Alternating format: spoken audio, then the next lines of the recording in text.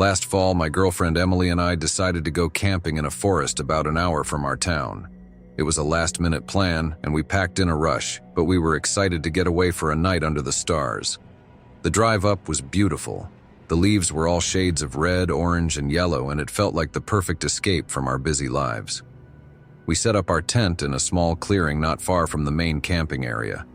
There were a few other groups around, but the forest was big enough that it still felt private. As the sun started to set, we got a fire going and just enjoyed the quiet sounds of nature. Around 9 p.m., an old man wandered over from another campsite. He looked rough, with a thick beard and worn-out clothes that smelled faintly of smoke. He told us his name was Jack and that he'd been camping in these woods for years. He seemed nice enough, though there was something off about the way he kept glancing over his shoulder like he was expecting someone or something to be there. Jack sat by our fire for a while, sharing stories about his past camping trips. But then, out of nowhere, he got serious and leaned in, lowering his voice. He told us there was something in these woods that didn't like people being there after dark. He said he'd seen things, heard things, strange figures moving between the trees, and voices that didn't sound quite human. Emily and I exchanged nervous looks, but we figured he was just trying to spook us. It was Halloween season after all. Jack warned us to keep our fire going all night and stay in the light. Before he left, he looked me dead in the eye and said, "If you hear someone calling your name from the woods, don't answer."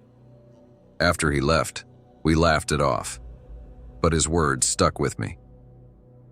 We stayed up a while longer, trying to enjoy the night, but everything felt different. The fire crackled, and the woods around us were dead quiet, almost too quiet. Around midnight, we decided to call it a night.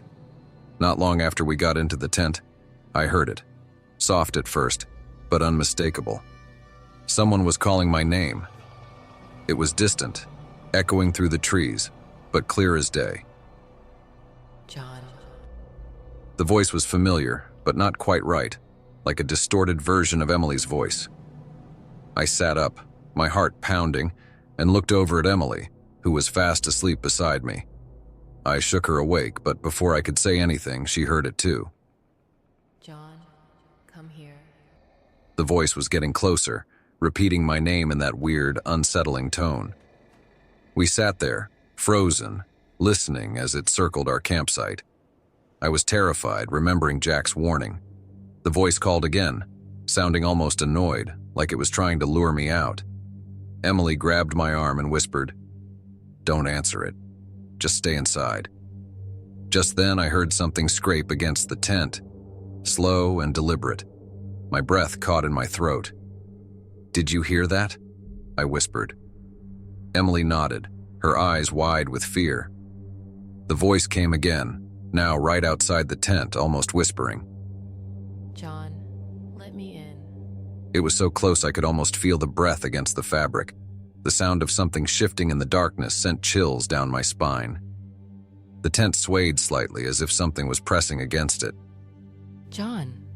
The voice sounded more desperate now, as if it knew we were inside. I need you. Please.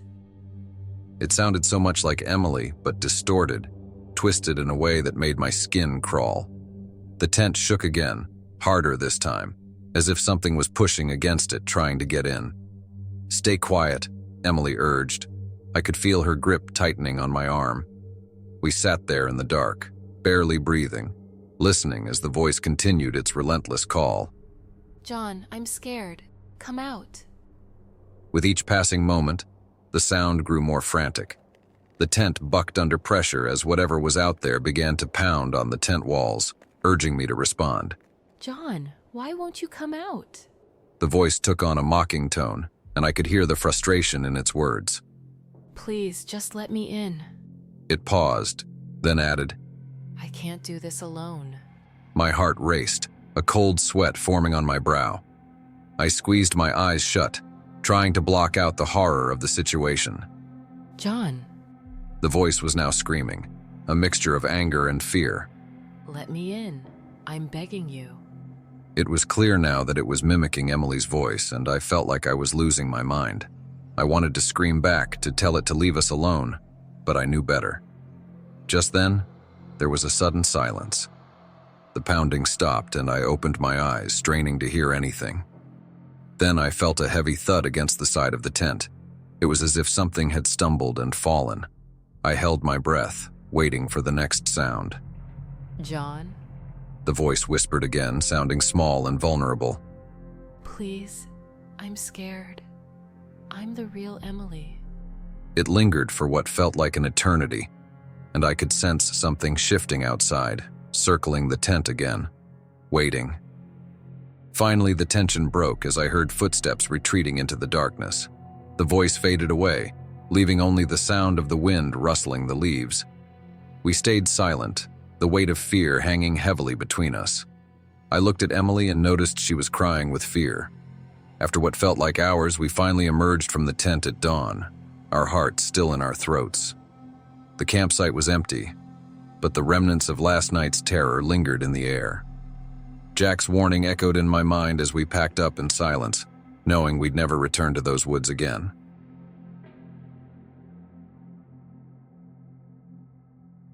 Last summer, my cousin Dave invited me to join him for a weekend at his family's hunting cabin deep in the woods. I'd never been into hunting, but it sounded like a fun getaway, so I agreed to go. We drove up early Saturday morning, loaded with snacks, beer, and just enough gear to get by. The cabin was old and pretty basic, but it had a certain charm, a place that felt stuck in time. The first day was normal. We spent the afternoon setting up, wandering around, and just enjoying the cool fall air. As evening fell, we lit a fire outside and started cooking dinner. There was a chill in the air, and the forest around us grew darker. We were joking around when suddenly Dave got quiet. He was staring out into the woods, his face turned pale. "Did you see that?" he whispered, pointing toward the tree line. I squinted, but all I saw were trees swaying gently in the wind. Dave swore he saw someone standing there, just watching us. We shrugged it off as him seeing things. Maybe it was the flickering light playing tricks on his eyes. But as the night went on, things got weirder. We started hearing noises, branches snapping, leaves rustling, and faint whispers carried on the wind. It felt like we were being watched, but every time we looked, there was nothing there. Dave tried to laugh it off, but I could tell he was spooked. We decided to head inside, thinking we'd be safer in the cabin. As soon as we shut the door, there was a loud bang on the outside wall. It sounded like someone was throwing rocks at the cabin, or maybe pounding on it with something heavy. We looked out the window, but again, nothing. Dave grabbed his hunting rifle just in case. The banging continued, relentless and loud. And then it stopped as suddenly as it had started. We sat there in the dark. The only light was coming from our lantern. Around midnight, I heard a faint scratching sound near the front door, like someone was dragging their nails across the wood. Dave went to check, but as soon as he touched the door handle, the scratching stopped. We looked at each other, both too scared to open it. Then we heard footsteps on the porch, slow and heavy, pacing back and forth. We tried to stay quiet, but our fear was palpable. The footsteps paused, then a soft, mocking whistle filled the air. It was a tune I'd never heard before, eerie and unsettling, like a melody meant to taunt us. The whistling stopped, and for a long moment, there was nothing but silence. We sat there, too afraid to sleep, until the first light of dawn broke through the windows. When we finally opened the door, there were deep scratches on the wood, and fresh footprints circled the cabin, but they led nowhere. We packed up immediately and left, vowing never to come back. Dave tried to report it, but no one believed us. Just a couple of guys in the woods who got spooked. But I know what I heard, and whenever I hear whistling, I'm reminded of that night.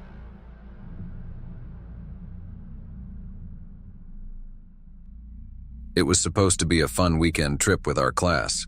We were staying in this big old cabin deep in the woods, far away from any kind of civilization. The place was rustic, with creaky floors, a huge fireplace, and those weird deer heads on the walls that watched you no matter where you stood.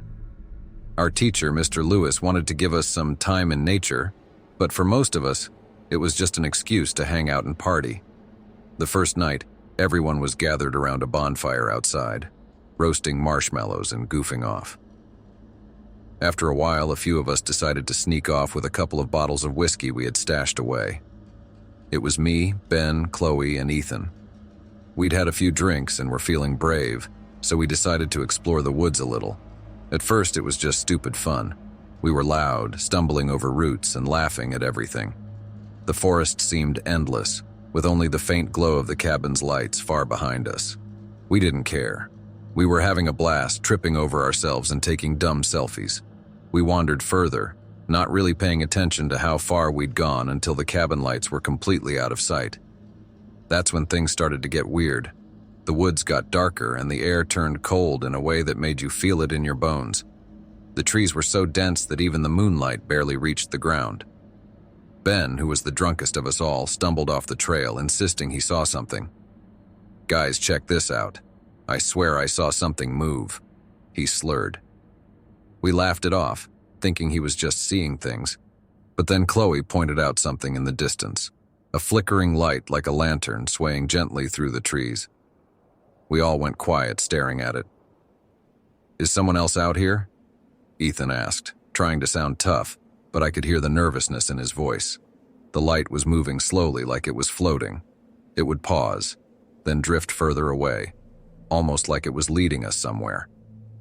Ben, still tipsy and curious, started following it without waiting for us to decide. "Ben, stop. We should go back," Chloe said, grabbing his arm. But he pulled away, muttering something about wanting to see what it was.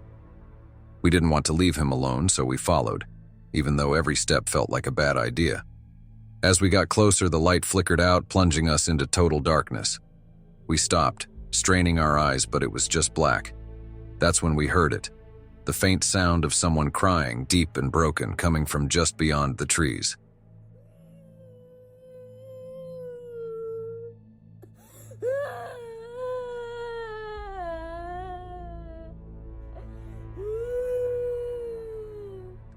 "Did you guys hear that?" Chloe whispered, her face pale. It sounded like a woman, but it was off somehow, like the sound was too high-pitched, too desperate. The crying echoed all around us, making it impossible to tell where it was coming from. We huddled together, freaked out but not wanting to admit it. The crying grew louder, more frantic, almost like it was circling us. Suddenly, a twig snapped close by and we all jumped. "Who's there?" Ethan shouted, trying to sound brave, but his voice cracked. There was no answer, just the crying and a weird rustling noise, like someone was dragging something heavy through the leaves. Chloe tugged on my arm, her eyes wide with fear. "We need to go back now," she whispered. We turned to head back to the cabin, but as we started walking, the crying followed us, growing louder, like whoever it was didn't want us to leave.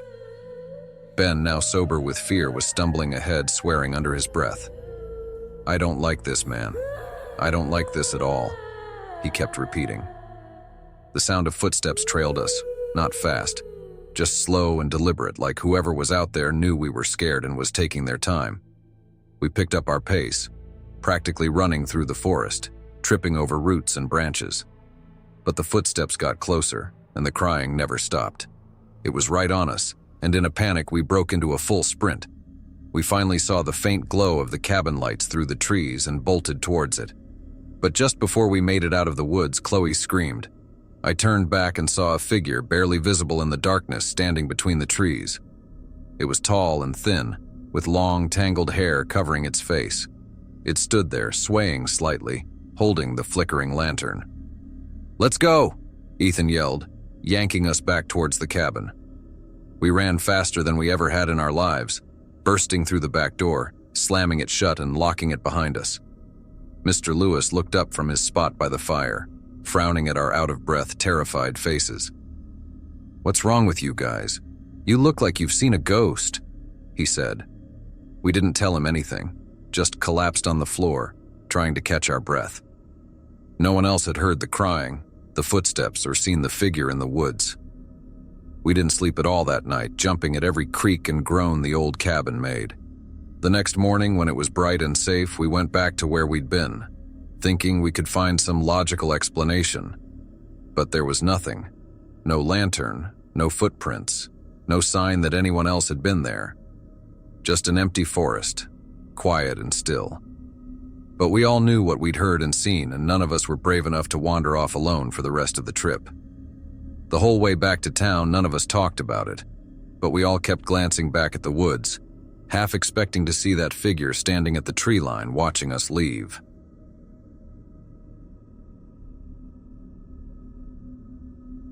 Last fall, my friend Jake and I decided to go hiking in a forest about an hour away from our town. We were itching to escape the city and enjoy the vibrant fall colors. The drive was nice, filled with laughter and debates over which movie to watch next. When we finally found a spot to set up camp, the excitement kicked in. We laid out our gear and snacks, soaking in the sun and the beautiful mix of red, orange, and yellow leaves. It felt like the perfect day. After a while, I noticed a guy just standing off to the side, staring at us from the trees. He looked scruffy with an unsettling grin. I nudged Jake, who shrugged it off, saying maybe he was just another hiker. But something felt off. As the guy started walking closer, I felt my heart race. That's when I spotted another guy behind him, and my stomach dropped. This one was holding a knife in his hand, the blade glinting ominously in the fading light. There was something red on it, and I couldn't shake the dread pooling in my gut. "What do you want?" I called out. They exchanged glances, and the first guy stepped forward. "Just curious about what you two are up to," he said, his voice calm but creepy.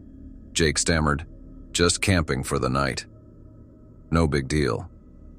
The second guy laughed, a low, unsettling sound. "You should be careful out here.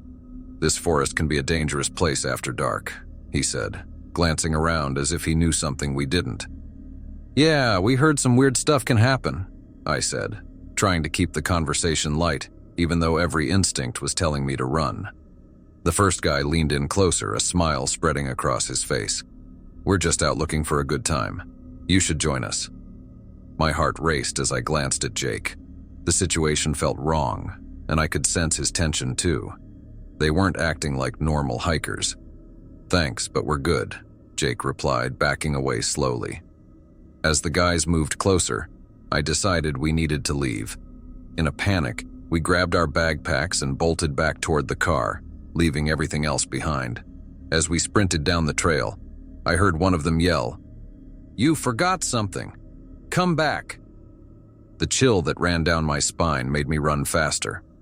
When we reached the parking lot, I thought we were safe. But then, I saw a figure standing just a few feet from my car, shrouded in shadows. "Who's that?"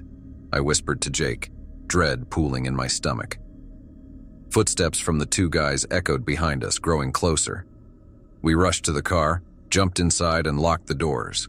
I fumbled with the keys, trying to start the engine as fast as I could. Just then, a bloody hand slammed against the window. It was those two guys, grinning like they were playing a game. "Thought you were going to leave without saying goodbye?" One of them sneered, the knife still glinting in the other guy's hand. I punched the gas and sped out of the parking lot, adrenaline pumping through me. We didn't stop until we were back in town, shaking from the fear. 2 days later, I convinced Jake to go back to the forest to retrieve our stuff. I expected everything to be gone or worse.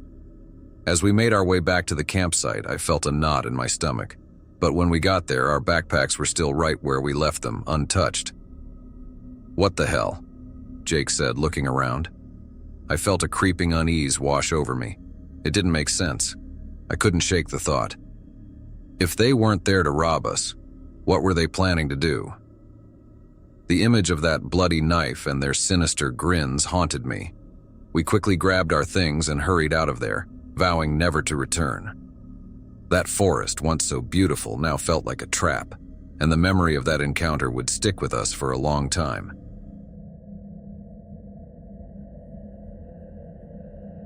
My parents had gone away for the weekend, leaving me alone for the first time. They trusted me, and I assured them I'd be fine. After all, it was just 2 nights. As the sun dipped below the horizon, casting long shadows through the trees, I settled in for the night. I locked the doors, checked the windows, and turned on the security system. Everything seemed secure, and the familiar hum of the house provided a false sense of comfort. I decided to watch a movie to pass the time. I curled up on the couch with a bowl of popcorn, the flickering screen casting eerie shadows around the living room. Halfway through the movie, a loud thud echoed through the house. I paused the film, my heart pounding. I listened intently, but all I heard was the rustling of the wind against the windows. It's just the house settling, I told myself, trying to calm my nerves. I resumed the movie, but my mind kept wandering back to the noise. After a few minutes, I heard it again, this time louder and closer. It was coming from the basement. My parents had always warned me about the basement. It was old, damp, and filled with cobwebs. I rarely went down there, but tonight, curiosity and a growing sense of dread compelled me to investigate. Grabbing a flashlight from the kitchen drawer, I made my way to the basement door. The door creaked open, revealing a dark staircase that seemed to descend into nothingness. Taking a deep breath, I stepped down, the wooden stairs groaning under my weight. The air grew colder and heavier with each step, the flashlight beam cutting through the darkness like a knife. As I reached the bottom, the smell of mildew filled my nostrils. I scanned the basement, but everything appeared normal. Old furniture, dusty boxes, and a workbench covered in tools. Just as I was about to turn back, I heard a faint whisper. It was so soft I almost thought I imagined it. "Ellie." My blood ran cold.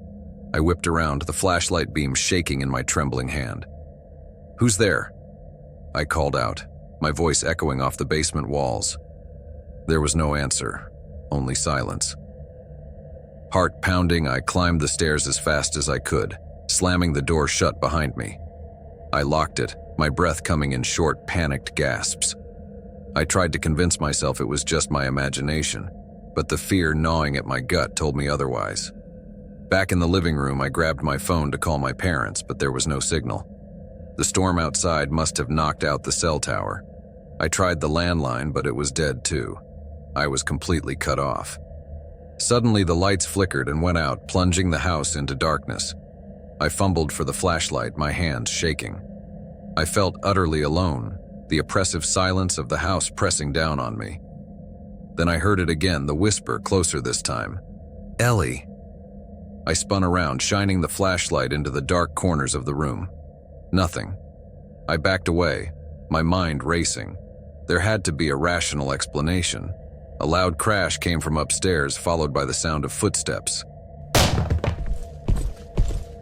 My heart pounded in my chest as I stared up at the ceiling, the footsteps growing louder and closer. I clutched the flashlight like a lifeline and crept toward the staircase.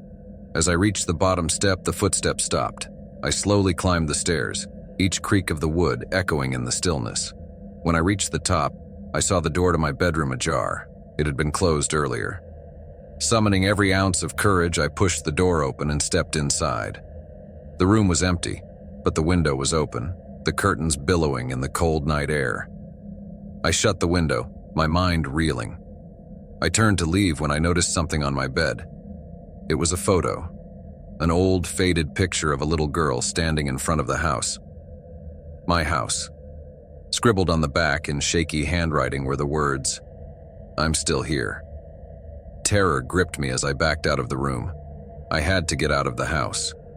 I raced down the stairs and flung open the front door, only to be met by the pitch-black woods. With no other choice, I ran into the forest, the flashlight beam bouncing wildly in front of me. I ran until my legs burned and my breath came in ragged gasps. Finally, I stopped, leaning against a tree to catch my breath. The silence of the woods was deafening, broken only by the occasional rustle of leaves. I listened intently, but there was nothing. Maybe I had escaped whatever had been in the house. Just as I began to calm down, I felt a cold hand on my shoulder. I spun around, but there was no one there. The whisper came again, right in my ear. "Ellie." I screamed and ran deeper into the woods, the flashlight flickering and dying in my hand. I was plunged into darkness, my screams swallowed by the night. I stumbled and fell, my body giving out from exhaustion and fear. As I lay on the forest floor, I heard the whisper one last time, soft and haunting. "Welcome home." And then, there was only silence. I don't know how long I lay there on the forest floor, paralyzed by fear and exhaustion. My eyes fluttered closed and darkness enveloped me. The last thing I heard was the faint whisper of "Welcome home" echoing in my mind. When I woke up, rain was gently falling on my face. My parents were leaning over me, their faces etched with worry. I realized I was lying on the front porch of our house. "Ellie? Are you okay?" Mom's voice trembled. "Mom?" I croaked, disoriented. Dad helped me sit up. "What happened, Ellie?" "I heard whispers in the house," I said, my voice shaking. "Footsteps, too. I ran into the woods and then... nothing." "We found you here," Dad said gently. "The power's out, and we were worried." "I saw a photo," I insisted. "A girl, and it said I'm still here." Dad checked the house, but everything was normal. No photo, no sign of anyone else. We locked up and settled in the living room, the fire warming us. That night I slept between my parents, their presence comforting me.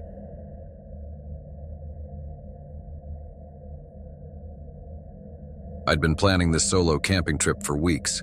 It was my way of proving to myself I could handle it, a rite of passage before my senior year. The forest was dense and isolated, exactly what I wanted. I set up my tent in a small clearing, the canopy of trees blocking out most of the late afternoon sun. By the time I got a fire going, the shadows were long and the temperature was dropping. As night fell, the forest came alive with sounds. The rustling of leaves, the distant call of an owl, and the crackling of my campfire. I sat by the fire, eating a simple meal and enjoying the solitude. It was peaceful at first, but then I started to feel uneasy. It felt like someone was watching me. I shrugged it off as my imagination, but the feeling persisted. I decided to call it a night and crawled into my tent, zipping it up tightly. Lying in my sleeping bag, I listened to the sounds of the forest, trying to reassure myself. After a while, I began to drift off to sleep. A snap of a twig nearby jolted me awake. My heart pounded in my chest as I strained to listen. There it was again, the sound of footsteps, slow and deliberate, circling my campsite. I reached for my flashlight and shone it through the tent fabric, but saw nothing. "Hello?" I called out, my voice shaky. There was no response, just the continued crunch of leaves. I unzipped the tent just enough to peek outside. The fire had burned down to embers, casting eerie shadows. I saw nothing, but the footsteps stopped. I lay back down, every muscle tense, clutching the flashlight like a weapon. Minutes felt like hours. Just as I was starting to calm down, I heard it, a low, guttural whisper, almost unintelligible but unmistakable. Leave. I bolted upright, shining the flashlight in every direction. "Who's there?" I demanded, but only the whispering wind answered. My mind raced. It had to be a prank, someone messing with me. But who? I was miles from the nearest house. The whisper came again, closer this time. Leave now. Fear gripped me. I grabbed my backpack, stuffed my essentials into it, and decided to break camp. The fire was almost out, and the darkness pressed in around me. As I worked, I kept glancing over my shoulder, half expecting to see someone, or something, watching me. Just as I was about to finish packing, I heard a loud crash in the trees, followed by heavy, fast footsteps. Whatever it was big and it was coming towards me. I didn't wait to find out what it was. I grabbed my gear and ran, leaving my tent and the dying fire behind. The forest was a maze of shadows and sounds. Branches clawed at me as I stumbled through the underbrush, the flashlight beam bouncing wildly. The footsteps followed, relentless and fast. I could hear the ragged breath of whatever was chasing me. I tripped over a root and fell hard, the flashlight slipping from my grasp and rolling away. In the darkness, I could see a figure approaching, tall, indistinct and menacing. The whisper came again right next to my ear. Too late. I scrambled to my feet, grabbed the flashlight, and ran harder than I ever had in my life. Finally, I broke through the trees and onto a dirt road. I looked back, but the figure was gone. The footsteps had stopped.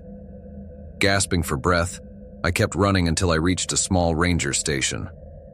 I pounded on the door until a groggy park ranger opened it.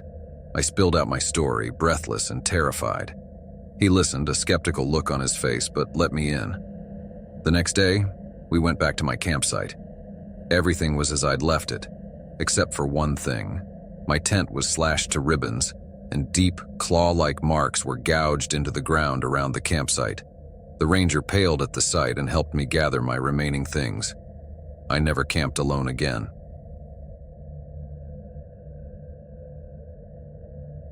I had always dreamed of escaping the city's chaos and finding peace in the tranquility of the woods. When I found the old house nestled deep in the forest, miles from the nearest neighbor, it seemed perfect. It was an old, rustic house, with a charm that felt like a warm embrace. My dog Max seemed to love it too, running around the yard with boundless energy. The first few days were idyllic. Max and I would explore the surrounding woods during the day and relax by the fireplace at night. The isolation was a welcome change and the silence was soothing. But then strange things began to happen. It started with the noises. At first I thought it was just the house settling. Old houses make sounds, I told myself. But these were different.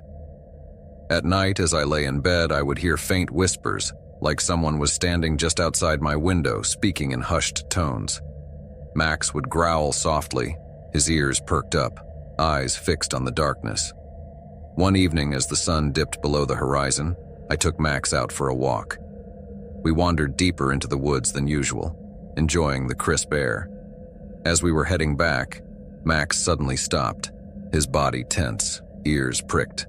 He growled low, a deep rumbling sound I had never heard from him before. "What's wrong, boy?" I asked, trying to peer into the gathering darkness. Max's growling grew louder, and then I saw it, a figure, standing among the trees, barely visible in the fading light. It was tall and thin, its features indistinct. I felt a chill run down my spine. I called out, but there was no response. The figure just stood there, watching. I yanked Max's leash, pulling him back towards the house. As we hurried away, I glanced over my shoulder, but the figure was gone. That night, I couldn't sleep. Every creak of the house, every rustle of the wind outside set my nerves on edge. Max was restless too, pacing the room, whining softly. I finally drifted off to sleep, only to be awakened by a loud bang. I sat up, heart pounding, and saw that the front door was wide open. Max was barking furiously, his hackles raised. I grabbed a flashlight and cautiously approached the door. I shone the beam into the darkness outside, but there was nothing, no sign of anyone.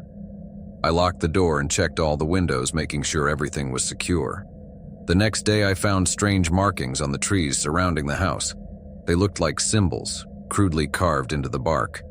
I had never seen them before, and they filled me with a sense of unease. I tried to ignore it, chalking it up to local kids playing pranks. That night, the whispers returned, louder and more insistent. Max was on edge, barking at the windows. I tried to calm him, but he wouldn't settle down. I decided to keep a light on and stay awake, hoping to catch whoever was trying to scare me. Around midnight, I heard footsteps on the porch. Slow, deliberate. I held my breath, flashlight in hand, and waited. The doorknob turned slowly, but the door was locked. Max was growling again, his teeth bared. "Who's there?" I called out, trying to keep my voice steady. There was no answer, just the sound of footsteps retreating. I waited a few minutes before daring to open the door. The porch was empty, but I noticed something on the ground. A small, crude doll made of sticks and twine, with a symbol carved into its chest. Fear settled in the pit of my stomach. I decided it was time to call the authorities. The nearest police station was an hour away, but they promised to send someone to check on us. The officer arrived the next morning, a burly man with a reassuring presence. He listened to my story, examined the doll and the markings, and did a thorough search of the property. He found nothing unusual but advised me to stay alert. "Probably just local kids messing around," he said, though he didn't sound entirely convinced. That night, I couldn't shake the feeling of being watched. Max was unusually quiet, staying close to my side. As I lay in bed, I heard the whispers again, clearer this time. They seemed to be coming from inside the house. I grabbed the flashlight and followed the sound, Max at my heels. The whispers led me to the basement door. I hesitated, my hand trembling as I reached for the knob. Slowly, I opened the door and descended the creaky stairs. The basement was dark and musty, the air thick with the scent of damp earth. The whispers grew louder, echoing off the stone walls. I shone the flashlight around, my heart racing. In the corner, I saw something that made my blood run cold. A figure stood there, its back to me, tall and thin, just like the one in the woods. It turned slowly, revealing a gaunt, hollow-eyed face. The whispers stopped, replaced by a deafening silence. Max barked furiously, lunging at the figure. The figure let out a piercing scream, a sound so inhuman and filled with agony that it made my blood run cold. I stumbled back, tripping over my own feet. "Max, run!" I shouted, grabbing his collar. We bolted up the stairs, the scream echoing in our ears. I slammed the basement door shut and pushed a heavy cabinet in front of it. My hands were shaking. Max and I huddled in the living room, every sound amplified in the silence. The scream had stopped, but the fear lingered, a palpable presence in the air. As dawn broke, I packed my things, loaded Max into the car, and left the house behind. As we drove away, I glanced back at the house one last time. It stood there, silent and foreboding, a dark shape among the trees. I never returned to that house in the woods. Some places are meant to be left alone, their secrets buried deep. I found a new place in the city, far from the isolation of the forest. Max and I are safe now, but sometimes late at night I think I can still hear the whispers.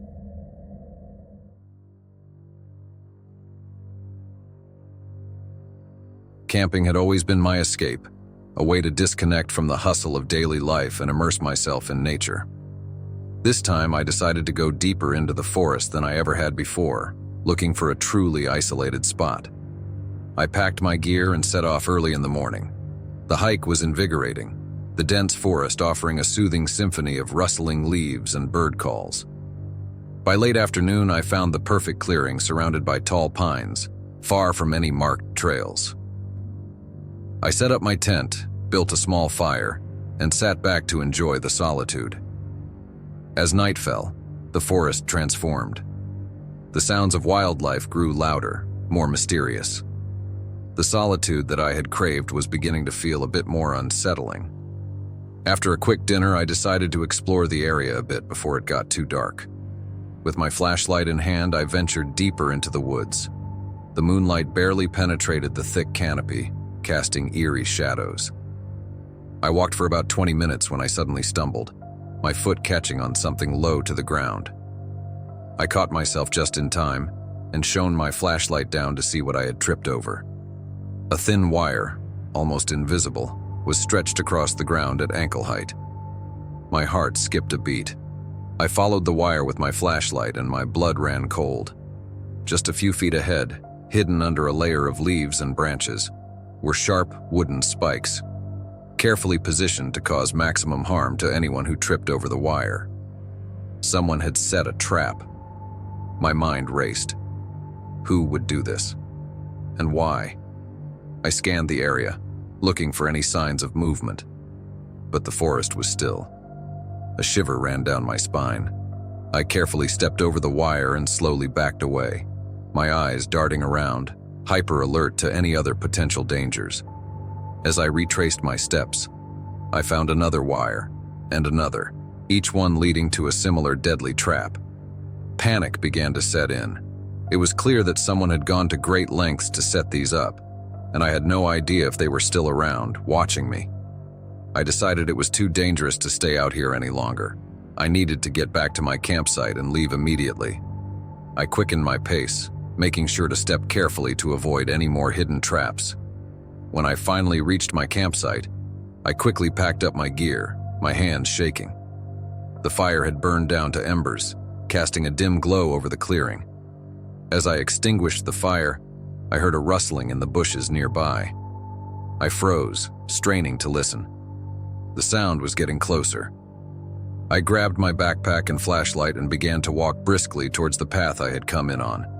The rustling continued, and I couldn't shake the feeling that someone, or something, was following me. I kept moving, my heart pounding in my chest, the beam of my flashlight bouncing wildly. The forest seemed to close in around me, the trees forming dark, imposing shapes in the night.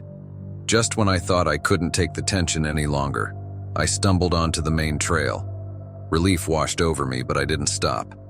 I kept walking, pushing myself to move faster. The rustling had stopped, but I wasn't taking any chances.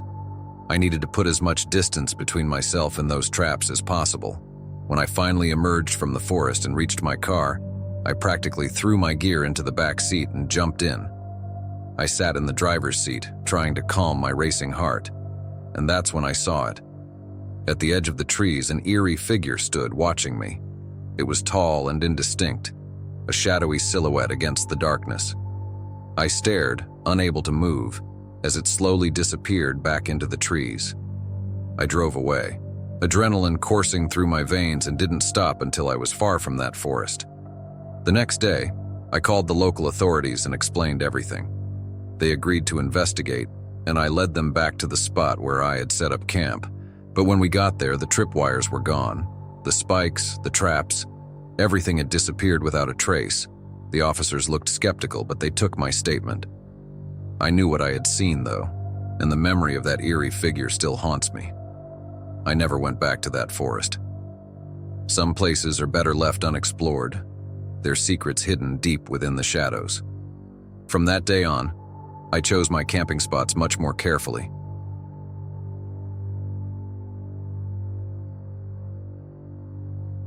Camping had always been my escape from the chaos of everyday life. I loved the solitude, the peace, and the chance to disconnect from everything. This time, I decided to camp in an area I hadn't visited before, a remote part of the national forest known for its dense woods and lack of tourists. I packed my gear and set out early in the morning, excited for the adventure ahead. The drive took me deep into the heart of the forest, the road narrowing until it was little more than a dirt path. I parked my car at the end of the trail and hiked in for about an hour before finding a perfect spot, a small clearing surrounded by tall, ancient trees. I set up my tent, gathered some firewood, and settled in for what I hoped would be a peaceful weekend. As the sun began to set, I built a fire and cooked a simple meal. The night air was cool and refreshing, the sounds of the forest creating a soothing background. I was just beginning to relax when I heard a rustling noise nearby. I turned, expecting to see a deer or some other animal, but instead I saw a group of people standing at the edge of the clearing, partially obscured by the trees. They didn't move or say anything, they just stared at me. There were 5 of them dressed in old, tattered clothes. Their eyes seemed to glow in the firelight and their faces were expressionless. I called out a greeting, trying to sound casual, but they didn't respond. They stood there for what felt like an eternity before suddenly turning and running back into the woods, disappearing into the darkness. I shrugged it off, thinking they were probably just other campers messing around or locals trying to scare me. Still, their silent, intense stares left me feeling uneasy. I told myself there was no reason to be scared and tried to enjoy the rest of the evening. After a while, I crawled into my tent and fell asleep, though I kept my flashlight and a pocket knife close by. Sometime in the middle of the night, I was jolted awake by a scream. It was distant but unmistakable, a high-pitched, blood-curdling wail that echoed through the trees. My heart raced as I lay there, straining to hear any other sounds. The forest had gone eerily silent, and the only thing I could hear was my own breathing. I debated whether to investigate, but decided against it. Instead, I tried to convince myself that it was just an animal or maybe even the wind. Eventually, I drifted back to sleep, though it was a restless, uneasy sleep. The next morning, I awoke to find the fire had burned out.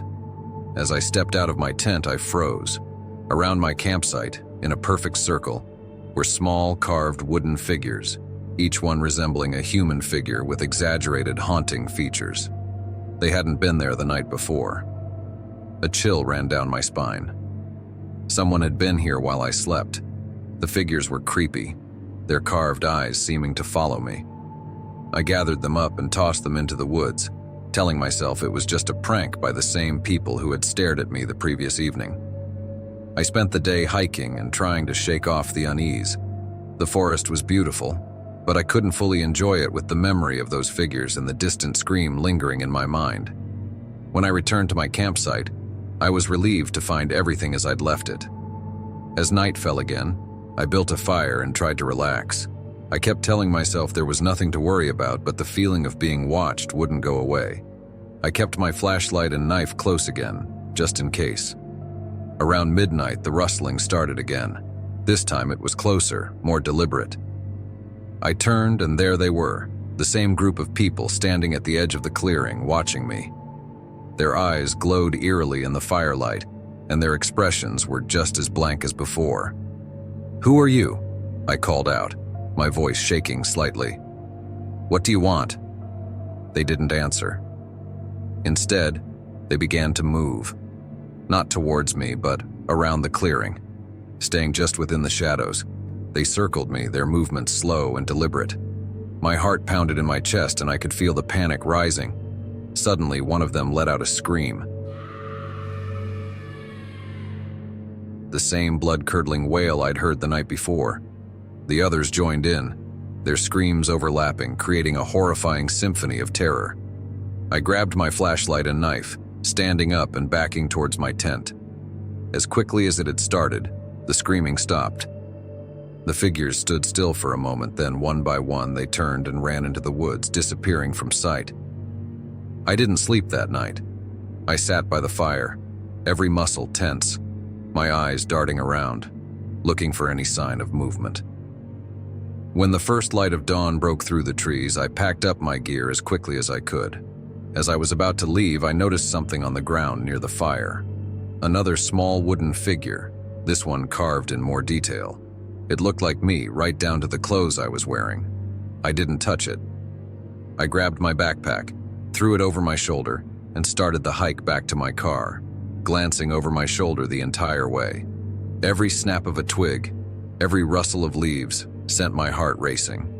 When I finally reached my car, I got in as quickly as possible and drove away from there. I haven't told anyone about this experience I had. I'm afraid they'll believe I'm crazy, or even worse, they may want to go back to that forest I was camping in.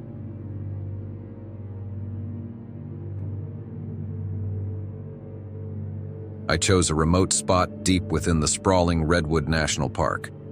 The drive was long, winding through dense forests until the familiar sights of towering redwoods greeted me like ancient sentinels. I parked my car at the trailhead and shouldered my pack, eager to find the perfect camping spot away from the few marked trails.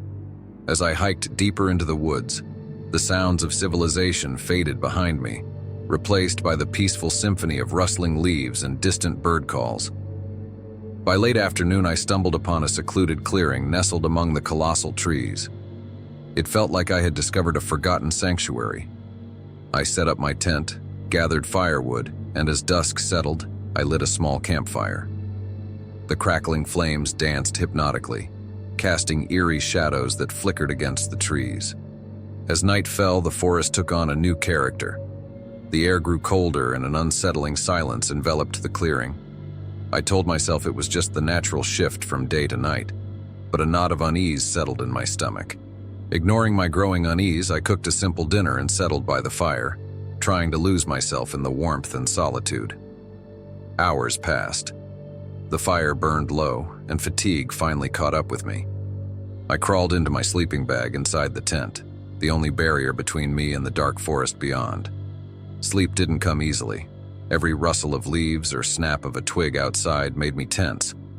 Sometime past midnight, I woke abruptly, a cold shiver running down my spine. There was a sound, a soft rhythmic tapping against the side of my tent. At first I thought it might be a branch swaying in the wind, but the tapping had a deliberate, almost methodical quality to it. Heart pounding, I listened intently, trying to identify the source. The tapping continued, growing louder and more insistent. With trembling hands, I reached for my flashlight and unzipped the tent just enough to peek outside. What I saw froze me in terror. A figure stood at the edge of the clearing, partially obscured by the darkness. It was tall and slender, with unnaturally long limbs. Its eyes gleamed in the faint moonlight, reflecting an eerie, otherworldly glow. The figure's head was tilted as if studying me with a predatory curiosity. I held my breath, paralyzed with fear. The figure took a step forward, and that's when I noticed something deeply unsettling. It wasn't walking. It moved with an unnatural grace, gliding silently across the forest floor, defying the laws of human movement. Panic surged through me. I scrambled back into the tent and zipped it shut, my hands shaking uncontrollably. The tapping continued, now louder and more urgent. I fumbled for my phone, intending to call for help, but there was no signal in the remote wilderness. Outside, the tapping abruptly stopped. Silence descended once more, thick and suffocating. I strained my ears, waiting for any sound, but there was nothing. Minutes stretched into hours as I lay there, wide awake, every nerve on edge. Just as I began to convince myself it had all been a hallucination brought on by exhaustion, I heard it, a low, guttural growl so close that it seemed to reverberate through the tent walls. Terror gripped me like a vice. Whatever was outside was no ordinary animal. I held my breath, trying to steady my racing heartbeat. The growl turned into a series of sharp, echoing barks, each one closer than the last. Then, without warning, it stopped altogether, replaced by an eerie silence that was even more unsettling. I don't know how long I lay there, paralyzed by fear. Eventually, exhaustion overtook me, and I must have drifted into a fitful sleep. When I woke with the first light of dawn, the forest was quiet and still, as if nothing had happened. I wasted no time packing up my gear, my hands shaking as I hurriedly dismantled the tent. Every snap of a twig or rustle of leaves made me jump, expecting the figure to appear again. Once everything was packed, I practically sprinted back to my car, never looking back. As I drove away from that isolated clearing, I couldn't shake the feeling of being watched. I didn't dare to stop until I reached the nearest town, where I finally felt safe enough to catch my breath. To this day, I don't know what I encountered in those woods. Some say it was a skinwalker, a malevolent spirit that takes on the appearance of animals or humans to stalk its prey. Others dismiss it as a trick of the mind, a product of an overactive imagination in the dark of night. But I know what I saw and heard. The fear and dread were real, etched into my memory like a scar. I haven't gone camping alone since that night, haunted by the knowledge that some things in the wilderness defy explanation, and that not all dangers come from the natural world.